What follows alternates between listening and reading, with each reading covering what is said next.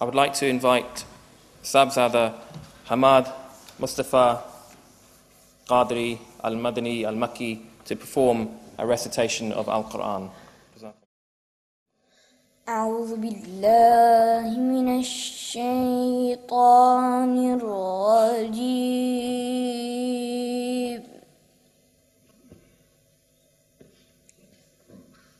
بسم الله الرحمن الرحيم إنا أنزلناه في ليلة القدر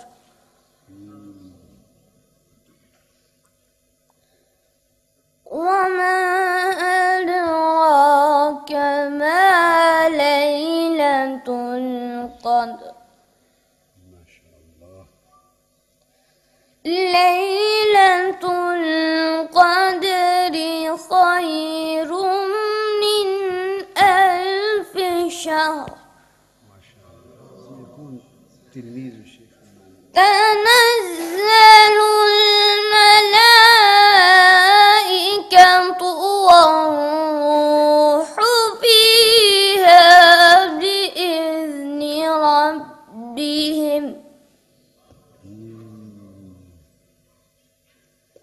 بإذن ربهم من كل أمر سلام هي حتى مطلع الفجر صدق الله العظيم. I would like to next invite Brother Gabid from Manchester to recite some verses of Naat Sharif. इमाम तेरे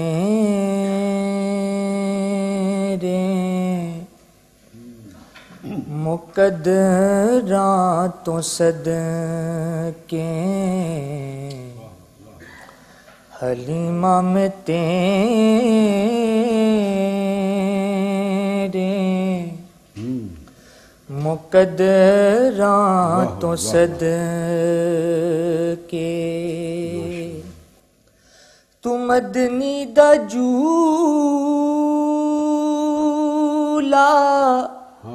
जुलैंदी भी हुसैन हलीमा में तेरे. He looks to be student of Zahuri. Subhanallah. वाह वाह वाह. हलीमा में तेरे मुकद्दरातों सदके तू मदनी दा झूला जुलैंदी भी हुसैन तू मदनी दा झूला जुलैंदी भी हुसैन नी सोने दा मुखड़ा नूरानी नूरानी नी सोने दा मुखड़ा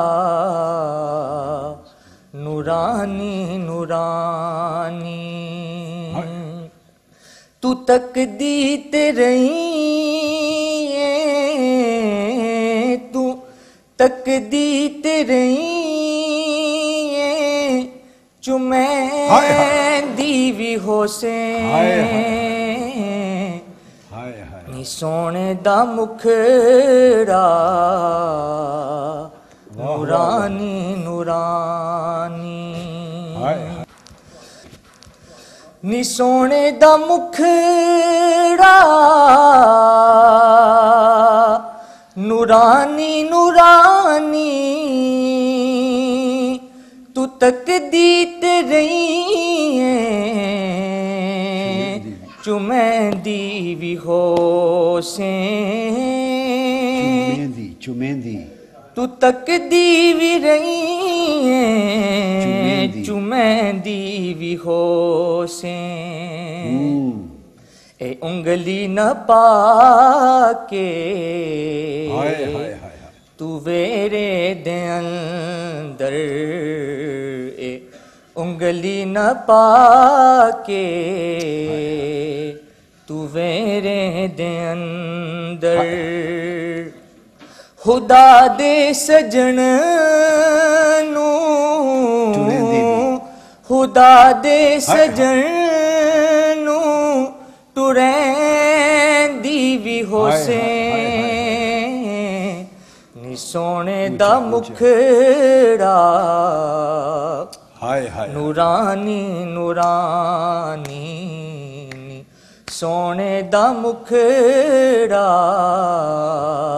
नूरानी नूरानी ए उंगली न पाके तू वेरे दे अंदर खुदा दे सजनू टुरैंदी भी होसे खुदा दे सजनू टुरैंदी भी होसे नी अरशां दा चन है खिलौना भी जिस दानी अरशां दा चन है खिलौना भी जिस दा तू उस बेमिसल नू तू उस बेमिसल नू खिडैंदी भी होसे नी सोने दा मुखड़ा नूरानी नूरानी सोने दा मुखड़ा नूरानी नूरानी नी अरशां दा चन है खिलौना भी जिस दा तू उस बेमिसल नू खिडैंदी भी होसे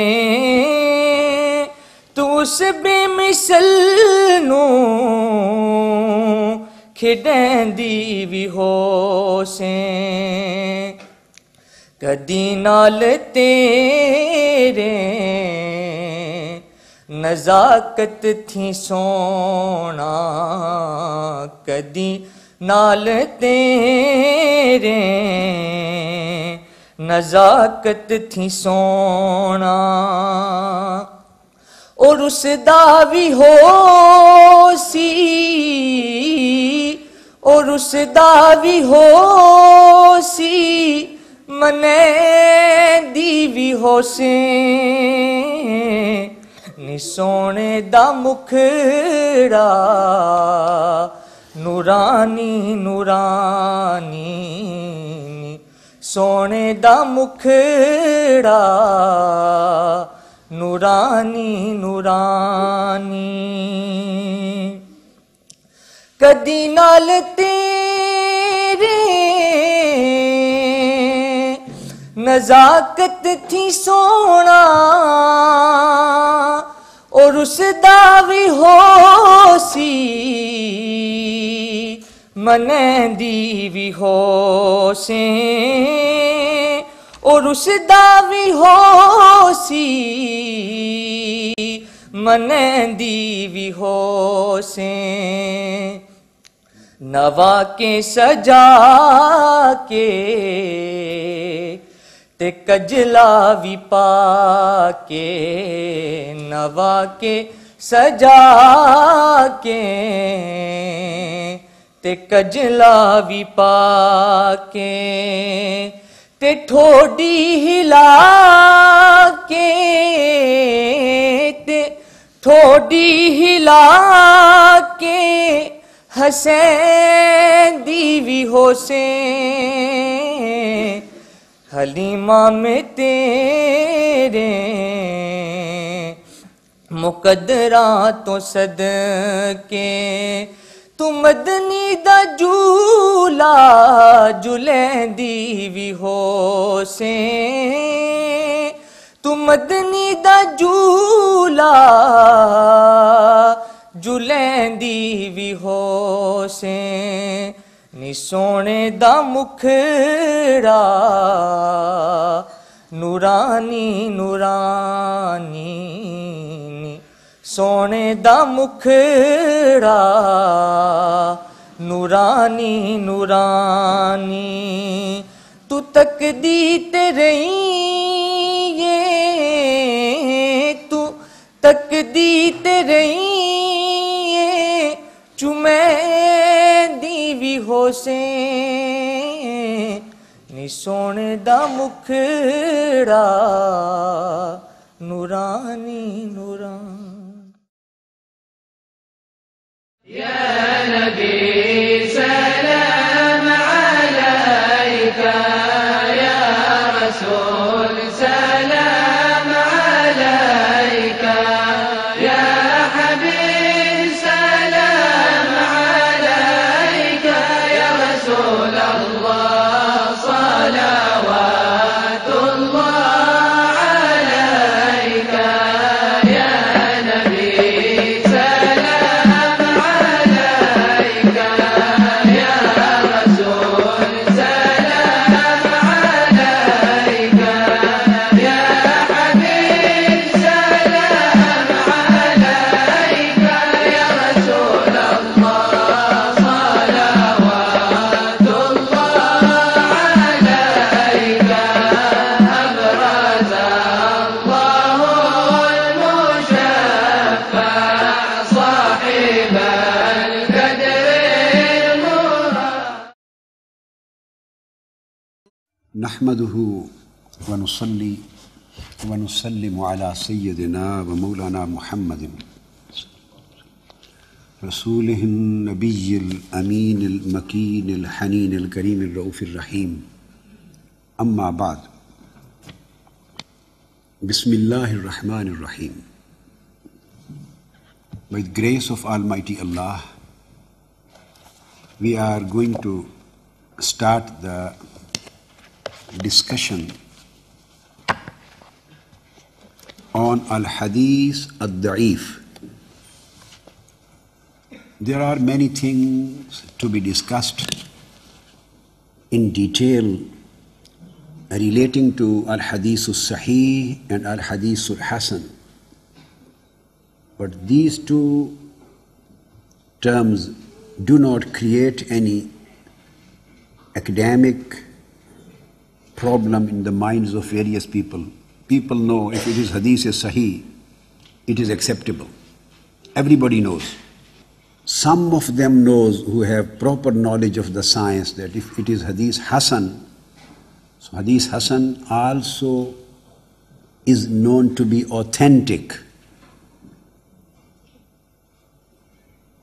and imperatively acceptable, like Hadith Sahih. Some of them know who go through the classical books written on the science of Hadith. But I think very few people know, very few people know that if it is Hadith Da'if, it may also be acceptable. It also possesses a capacity of being receivable, of being practicable, and it also possesses a capacity of being allowed to be accepted. Very few people know. So I will spend more time on discussing the subject of Al-Hadith Ad-Da'if. So I'm going to start this session with the third example to elaborate the concept of Hadith Ad-Da'if and differentiate it from Hadith As-Sahih, or to differentiate Al-Hadith As-Sahih from Ad-Da'if and from Al-Mawdu. You know, if somebody has cold, suffering from cold, if somebody is suffering from headache, even if somebody is suffering from tiresome, he is tired, he is suffering from aches, some pains in his legs, in his body, what would he say? I'm not feeling well. What would he say? I'm not feeling well. So I am not well, or he is not well, he is not feeling well. This is the ma'na, meanings of Hazal Hadithu Ghayru Sahih. Ghayru Sahih means not feeling well. This chain is not feeling well. Same word would be used. He is not feeling well. So this is a sickness. Cold is a sickness. Headache is a sickness. Flu, then you can think of increasing the severity and sanguinity of the sickness. Cold is a sickness. Mild cold. So headache, it is a sickness. Whenever any sort and any kind of sickness is found in the chain of transmitters, and when we say the chain of transmitter, we do not mean, you understand, and we means the scholars of hadith, the a'imma of hadith, the specialists and experts of usulul hadith. They do not mean by this word that there is a sickness in the chain of narrators, chain of transmitters, that every transmitter is sick. No. If the whole chain consists of 5 transmitters or 6 transmitters or 7, for example, and only one out of them has a mild sickness, only one, and all other transmitters are absolutely healthy, having no illness, having no disease, having no weakness, having no sickness, all are fine.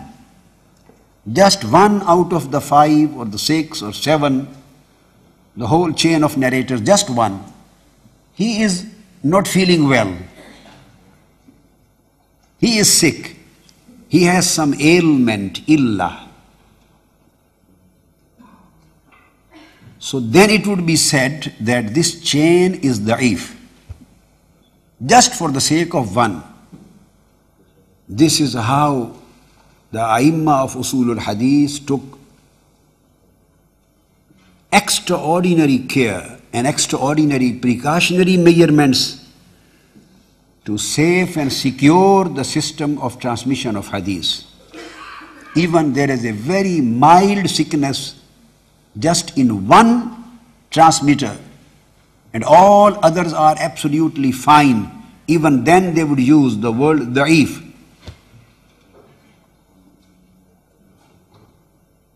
And the word da'if has a very broad spectrum, very broad limits. So it starts from, as I mentioned, cold. It is a sickness. So it would be said that this is da'if. He is sick. If he is suffering from headache, it would be said he is sick, weak. Weakness means sickness. Now, comparatively severer problem is that he is having flu. Again, the word sick would be used, weak. He has flu, he has cold, but without any infection. There can be some person having infection, but without temperature, because his infection is just in the beginning, is in a preliminary stage. So still he is sick. And the other person, he is having a temperature and quite severe infection. He is also sick. But his infection is not viral one. The doctor will just give him some antibiotics for 3 days, maximum 5 days, twice a day, and the sickness will go away. This is how the da'af is marfu', it is raf'a. How the da'af is finished. With the help of some medicine, external help. Somebody can suffer from viral infection, so it is severer one. Then somebody can suffer with infection in throat. So you know all these people who are not well, not feeling well, right, starting from mild cold to viral infection, would you place all of them in one category? Will you treat them, their sickness and illness as equal? This is just a question of common sense. Tell me. Never. But the word is same used for everyone. Da'if. Here lies the problem. I see many scholars coming on TV, many people coming for the speeches, for the public meetings, for addresses, even in TV. And we just, after watching them 2, 3 or 5 minutes on a particular subject, we can know how much he has studied. I'm telling you that there are some people claiming to be scholars because they are good speakers. They can express themselves nicely. Maybe some of them may have good command of language because they are English speaking by birth. Or they are Arabic speaking by birth. They are Arabs. But when comes the matter of technical knowledge, some of them are absolutely flat, empty like any other person who belongs to any African country.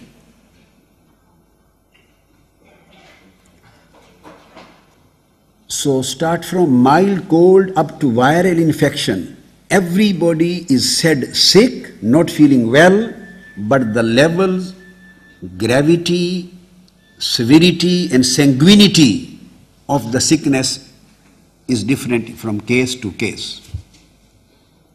Now, infections are again different. Somebody may have infection in eyes. He will use just eye drops, chloramphenicol drops. That's it. No need of having any other further capsule or medicine. Some may have infection, little bit infection in throat. Some may have infection in their chest.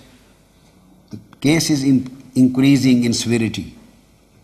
Some may have infection in the stomach, intestine, in their kidney, in their urinary tract. So every kind of sickness has a different kind of treatment. Some may have infection in their lungs. And if it becomes severe, it becomes TB. And in olden days, the TB was incurable disease. Now this is 100% curable. So even such a severe disease has become curable. You have to find the cure for sickness. You can't throw the sick person away like the dead body in the grave. In the same way, all these sicknesses are not equal in their severity. So their legal effect would not be equal. Legal effect would be different in the same way. Then somebody, the same infection in blood keeps on increasing and it becomes hepatitis. So somebody may have hepatitis. The word hepatitis would be used. He is suffering from hepatitis. But here is a person, A is suffering from hepatitis A. Other person is suffering from hepatitis B. Somebody else is suffering from hepatitis C.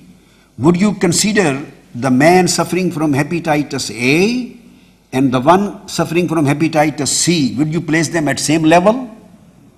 No. World is same, hepatitis. Everybody is sick. All these categories, whoever falls within these categories, the world is same, da'if. But there are so many differences. And there are cures and treatments, and there are levels of treatments, and in the same way, conditions for its acceptability. So it means that hepatitis C is the most severe sickness. One. Then somebody suffers from cancer. You can say this is a final form of sickness. Up till now, probably not curable. But even if this is in an initial stage, there is a cure.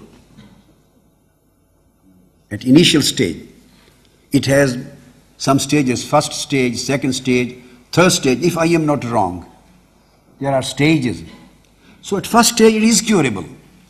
But if this is matter of cancer, it is matter of third and last stage, it becomes incurable. So hepatitis C, for example, is not curable disease. And cancer of the last stage, for example, is not curable. Only 2 out of 16 diseases. The one who was suffering from cold and the one who is suffering from cancer. There is this much difference between the two ends. So, for example, if I have mentioned 16 kinds or 15 kinds of sickness and illnesses, these are 15 kinds of hadith al-da'if.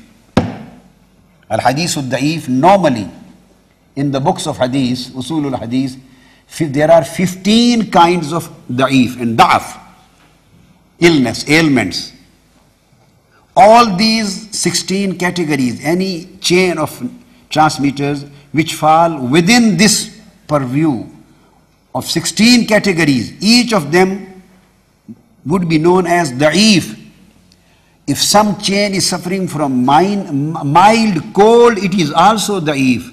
And the one which is suffering from cancer, it is also da'if.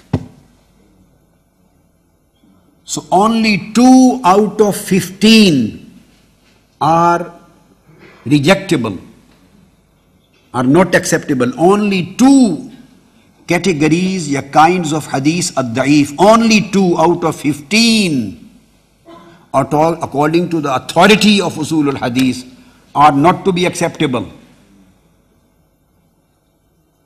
And 13 kinds of hadith ad-da'if out of 15 are acceptable with conditions, with certain cures, with certain treatments. 13 out of 15 are acceptable with cure and treatment.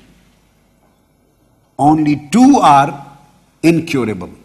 So they are rejectable, they have to be rejected. And which you can say, which are those 2 illnesses or diseases which make al-hadith ad-da'if totally non-acceptable? I mentioned one cancer, another hepatitis C.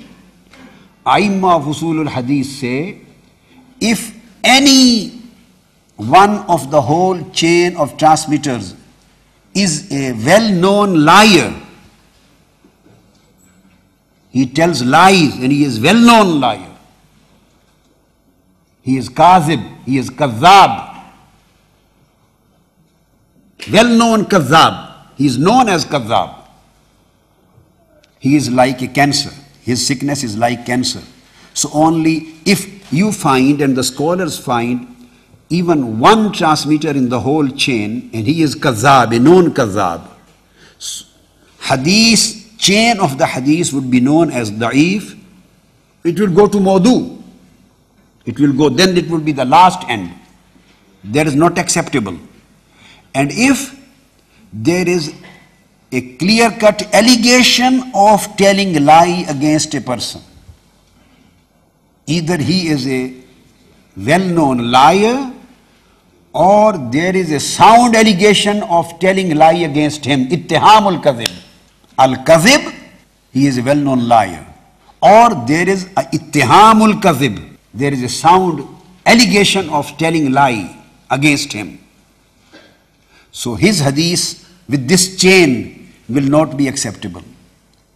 Aimma of usul, they are unanimous and they say that only these 2 categories, if these 2 illnesses are found, ailments are found in a chain of hadith, ad-da'if, they will never be acceptable in any condition.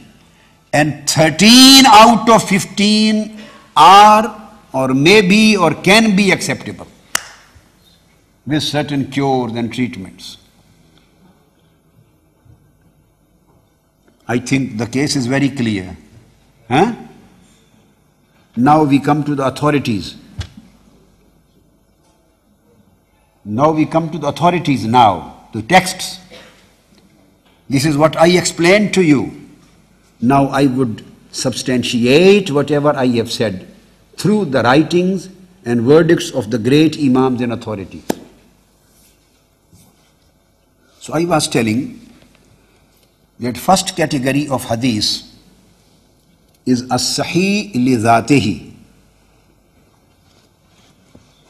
I have gone through various books, translators, English translators, who have tried to translate these terms in their own way.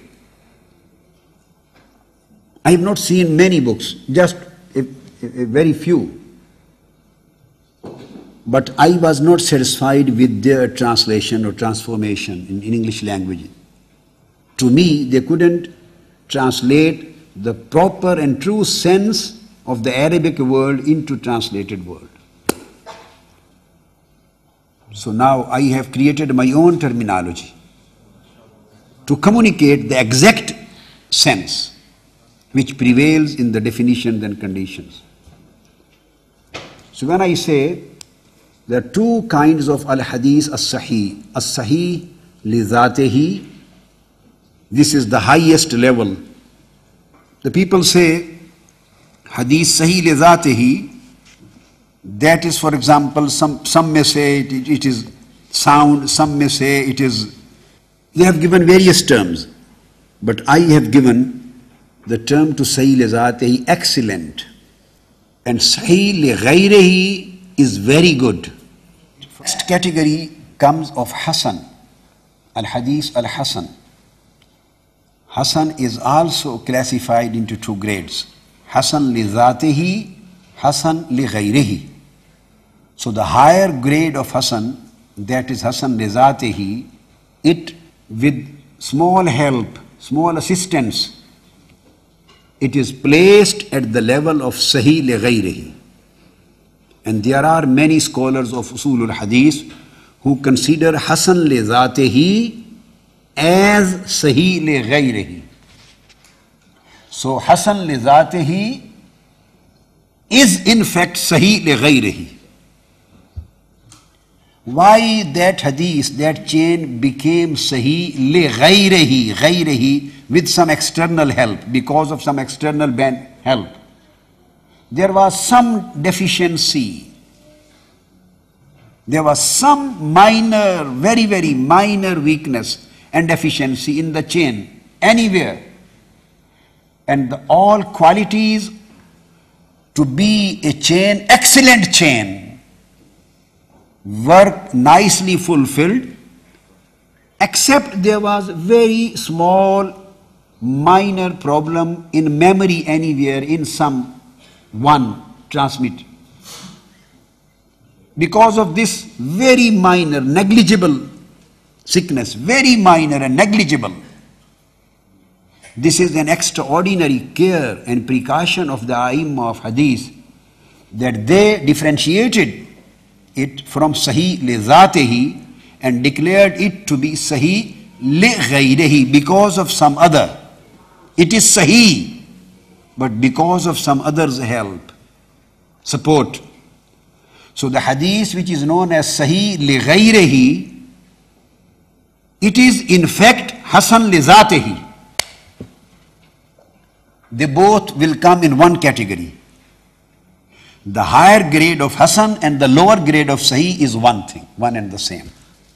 So both things, Sahih li ghayrihi and Hasan li dhatihi, would be known. I have given them the name very good. Excellent is for Sahih li dhatihi, and very good is for two categories, for Sahih li ghayrihi and Hasan li dhatihi. Li dhatihi, Hasan on his own. This is acceptable and this is sound because of its own qualities. because of its own qualities, its own conditions, its own qualifications. لِذَاتِهِ, because of its own inbuilt qualities and conditions and qualifications and inbuilt beauties. It is fulfilling all conditions which were required on its own. That is لِذَاتِهِ. So this has become Sahih li-ghayrihi. So here scholars say sometimes they do not differentiate between Sahih and Hasan. Some of the scholars, they consider Hasan is Sahih in its legal effect, in hukm. In hukm, legal effect of Hasan is the same as Sahih, if it is Hasan li-zatihi. Now comes the fourth grade, but third category. The grade is fourth in gradation, structure of gradation. But when we categorize now, since we have made two grades, put two grades in one category, so that's why the grade would be fourth, but the category would be third. So third category is Hasan li ghayrihi.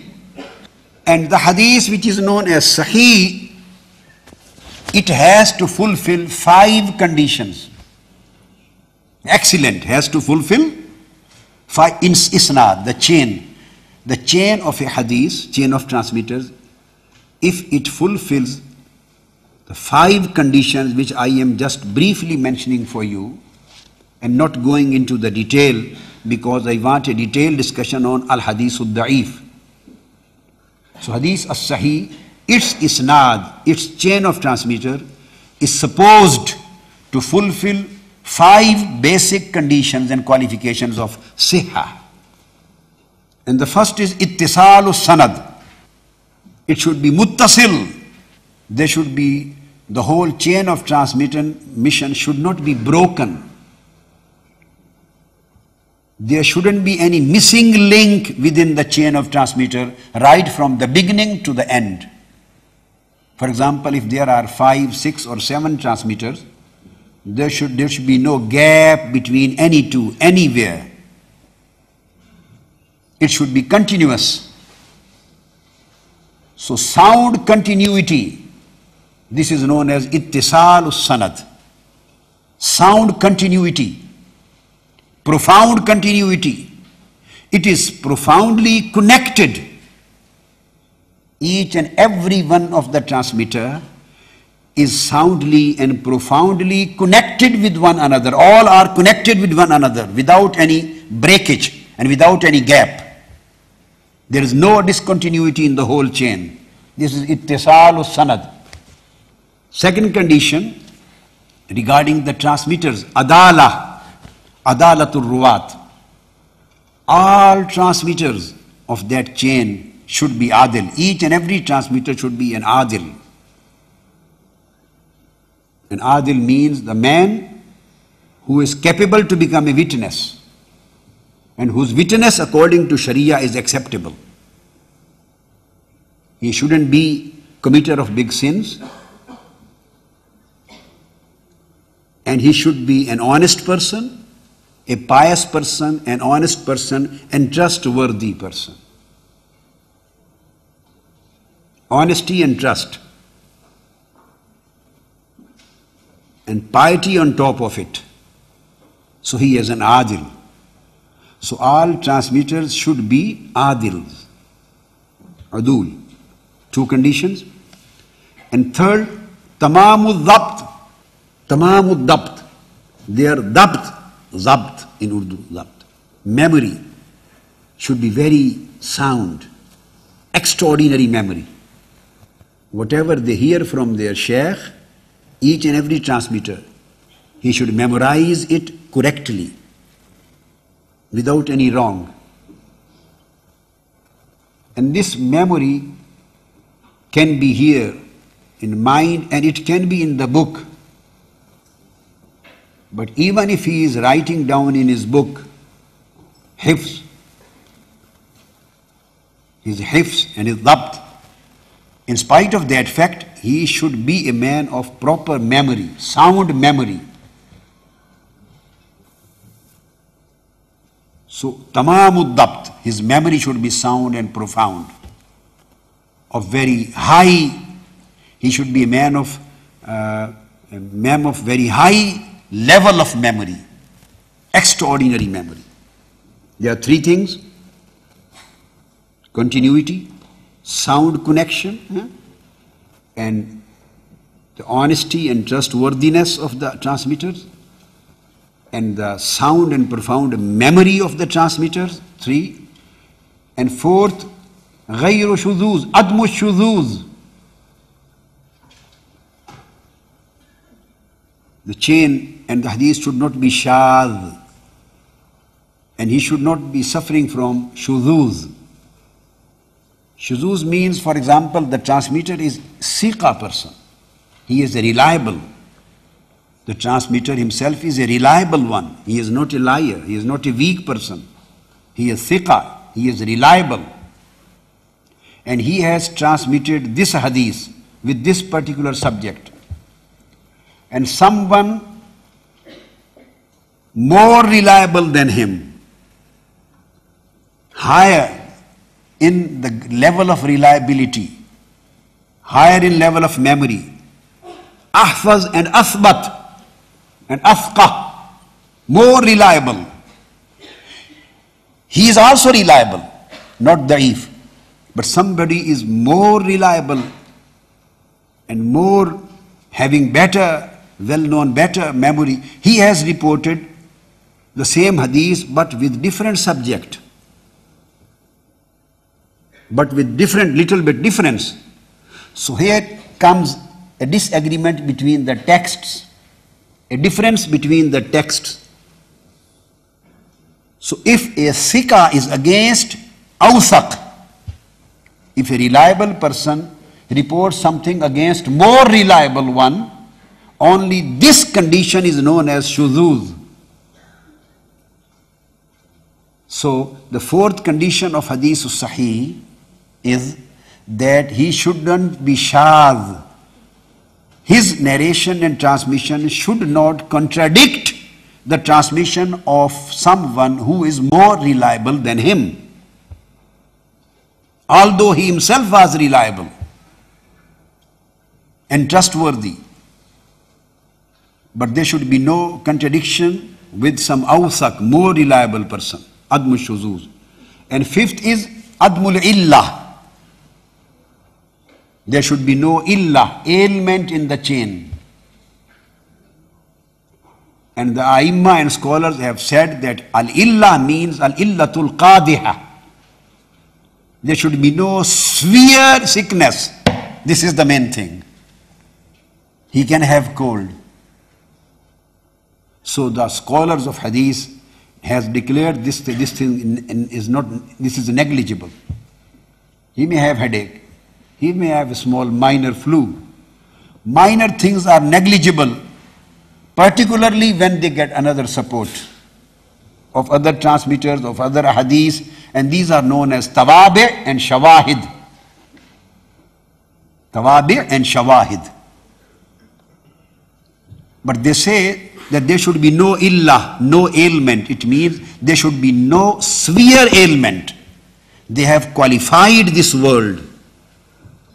If any chain of transmitters fulfill these 5 conditions, that would be placed at the level of al-hadith sahih li dhatihi. Second category, Hasan, also has the same 5 qualities. So what I was explaining is that al-hadith al-Hasan also fulfill the same 5 qualities. These same 5 conditions are also required for hadith al-Hasan. That's why majority of the scholars of usul al-hadith and aimma, they have placed hadith al-Hasan in the category of al-hadith al-sahih, and they don't accept that there are 3 categories. They say just there are 2, as-sahih and ad-da'if. What about Hasan? They say Hasan is sahih as far as its legal effect is concerned. As far as its legal effect is concerned, it is taken as sahih. And their evidence and their argument is that there are lot many ahadith which fall within the category of Hasan with tawabi and shawahid, with external helps, and still they are in Al-Jami' As-Sahih Al-Bukhari and they are in Jami' As-Sahih Al-Muslim. And still these two books are just ahadith as-sahih. But there are many ahadith which fulfill the qualifications of Hasan. And they have been taken by Imam Bukhari and Muslim because these ahadith along with the shawahid and tawabi fulfill the category of becoming sahih.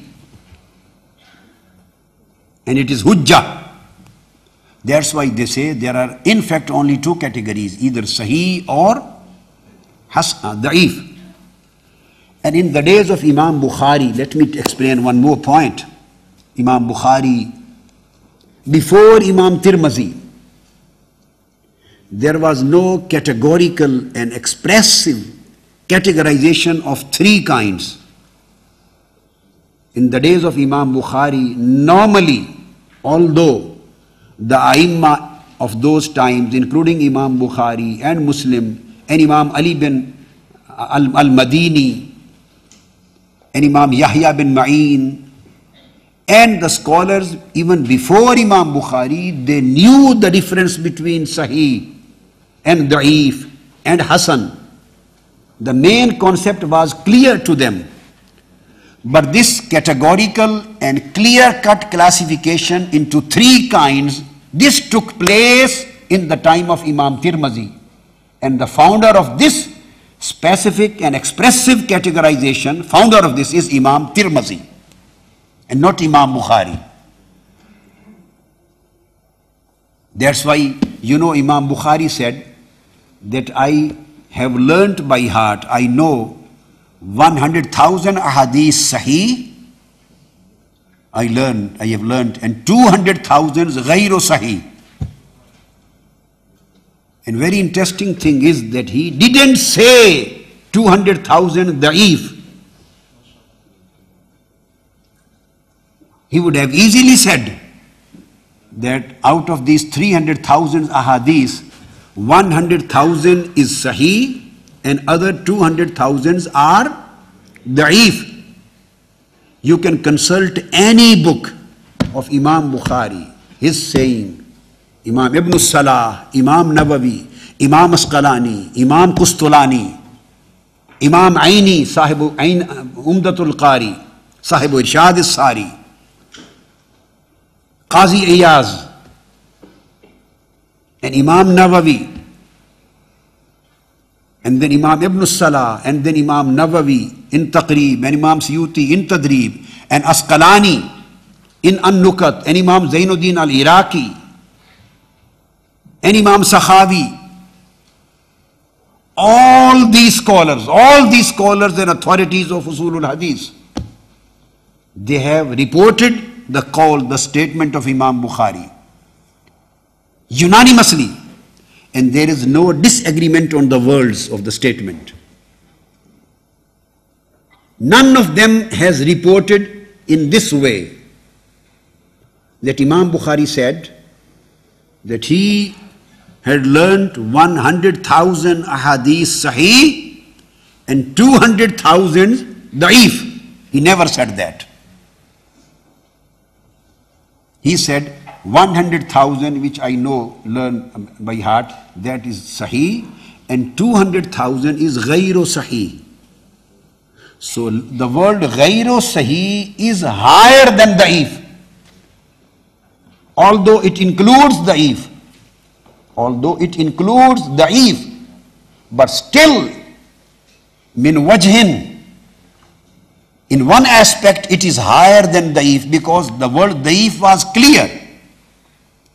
And he would have easily used the word 200,000 hadith da'if. Why he didn't say? Because if they were da'if, he would never learnt them by heart. Why would Imam Bukhari learn the whole chains of hadith da'if? Why would he take so much pain in learning 200,000 da'if hadith by heart, which he is not ready to put in his books and which he is not ready to utilize them. Why would he learn by heart?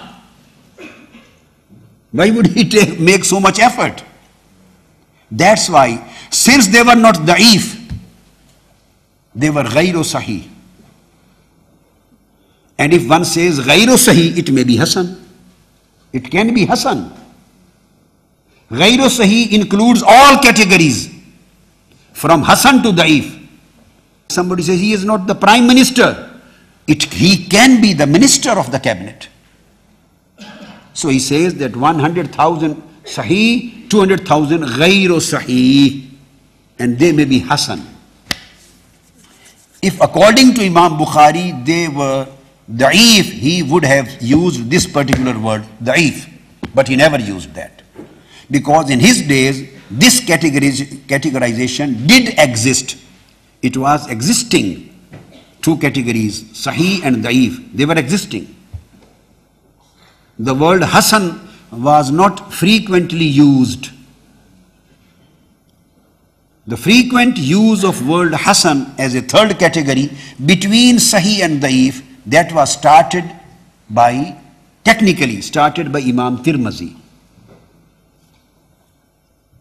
So he became founder of this final categorization.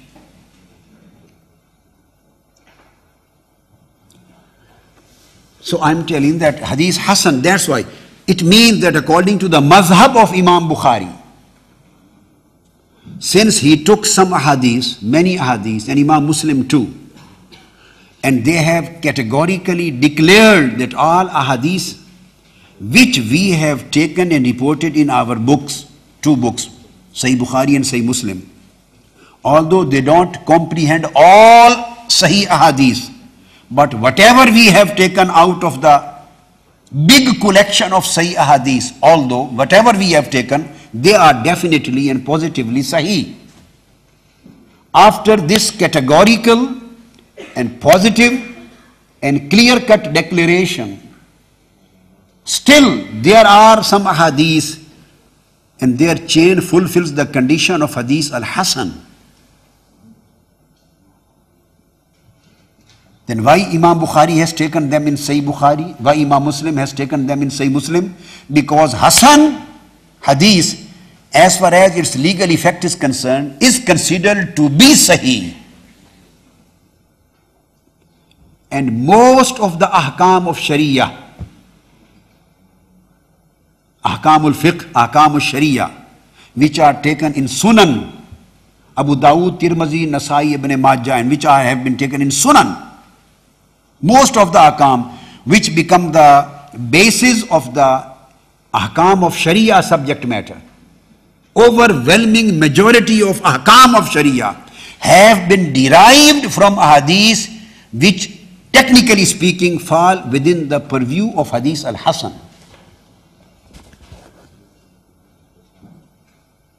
Most of the ahkam of Sharia are based on hadith hasan. And all Aimma have unanimously taken them because al-hasan is considered legally as hadith sahih. That's why I'm saying hasan also fulfills the same qualities and same characteristics, but just with an exception of one thing. Then what is the difference which makes this particular chain hasan and not directly sahih? Why this was placed in a separate category, a separate name was given to it? Why? There is just single exception, and that exception is in tamamul dabt. Just a very minor. The chain of hadithus sahih possesses a certain standard of memory. And in hadith al-hasan, every transmitter also possesses a sound memory, but comparatively a bit lesser than the one who falls within the chain of sahih. There is a just difference of martaba. Just difference of martaba. Still, they are very well known as people of memory, sound memory. They are ma'rufeen bid-dabt. They are very well known as the people of sound memory. But their sound memory is level, and the level of the sound memory of that person who is in the chain of hadith as-sahih, there is a just difference. You may say if he possesses 95% marks, so in hadith al-hasan, memory matter possesses 90 marks. And still they are even A plus. If A plus is above 90, so the one who has 90%, he also falls within the category of A plus.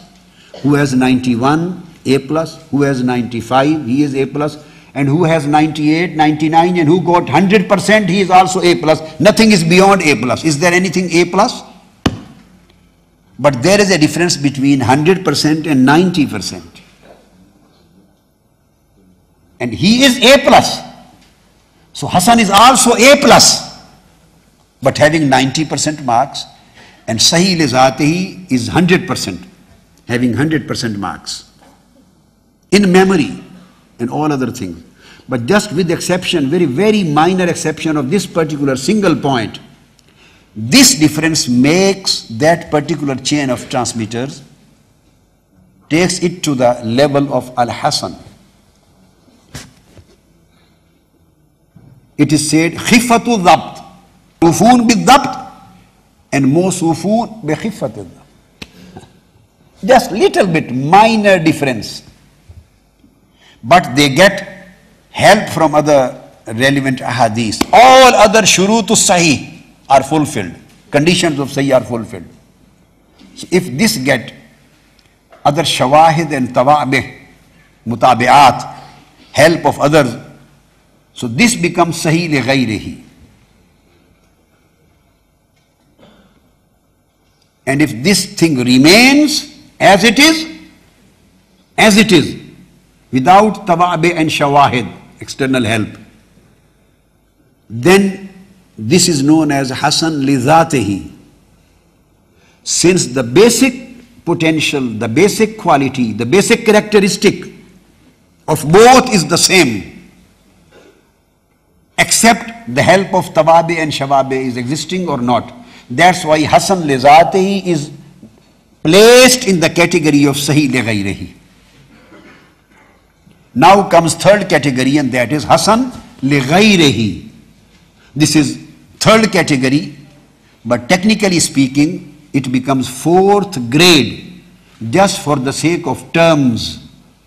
For the sake of terms, to differentiate between the terms, this is fourth category, and as far as the grade, fourth, and as far as the category is concerned, this is third. Hasan li Ghayrihi, in fact, according to Muhaddiseen, this is al-Hadith al-Da'if. In its origin, and I explained Hadith al-Da'if means there is some da'af anywhere, some weakness, minor weakness. And that minor weakness has been cured by shawahid and tawabi. Shawahid means evidences. Shahid, evidences, other evidences. There are some other transmitters, some other ahadith, some other ruwat who have transmitted and reported the same subject in their own, through their own chain. So it means that this particular hadith, which had a little bit da'af in its chain, got assistance and help and strength from other witnesses and other supporters and other followers. It became strong. When it gets support from other followers, from other evidences, evidences mean other reports, other transmissions, and other witnesses are also supporting him, then this is promoted from Hasan li Ghayrihi to Hasan li Zatihi. Then this is promoted to the higher grade. And with further step, sometime it comes up to the level of Sahih li Ghayrihi. So this is discussion about 4 grades and 3 categories.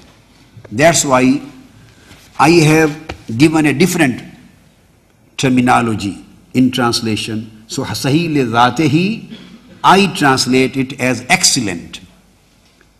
And Sahih li Ghayrihi and Hasan li Zatihi, both, I translate them as very good. So then Hasan li Ghayrihi is good. Sahih li Zatihi, I'm repeating for you again and again so that it is properly, deeply rooted, it becomes rooted in your mind. Sahih li Zatihi, excellent. Sahih li Ghayrihi and Hasan li Zatihi is very good. And Hasan li Ghayrihi, which sometimes get other witnesses and evidences and support, and again it is upgraded. Even if it is not upgraded, even then it is good. And if it is upgraded and promoted to higher level because of other supports and witnesses and evidences, then why should it remain good? Then it will become very good. In its own capacity, this is good. Four kinds. After that comes the level of da'if. And when we speak of da'if, as I told, there are basically two categories of da'if and 15 kinds. 15 kinds of da'if, and broadly speaking, I will categorize them into two categories. One, da'if which can be promoted to higher level, which can be, or da'if which is promoted to higher level, promoted, irtiqa, it is promoted to higher level, either through irtiqa or through talaqqi bil qubul. Either it was promoted to higher level because of other shawahid and tawabi and other help and assistance and witnesses of other ahadith, other traditions, maybe reports of the companions, reports of other non-companions, their practices, many other kinds of witnesses were available supporting that subject, that idea. And it was not contradictory to any hadith sahih. It was not contradictory to hadith sahih. It was not confronting in its subject to any hadith sahih. It was not in conflict with any hadith sahih on the same subject. So there was neither any conflict, nor contradiction, nor dispute. No other hadith better than this. No other hadith higher in qualification than this was available. This was the only hadith available on a particular subject. So that hadith, if it is accepted by the scholars, if it gets help and strength through other witnesses, this is known as irtiqa. This is promotion, upgradation. This will known as fairly good. Originally this is da'if, but has become fairly good. Because its minor ailment has been removed, has been cured, has been treated through witnesses. Medicine is witness. The capsules are there, the evidences, the supports. She got strength, vitamins. There was a minor weakness.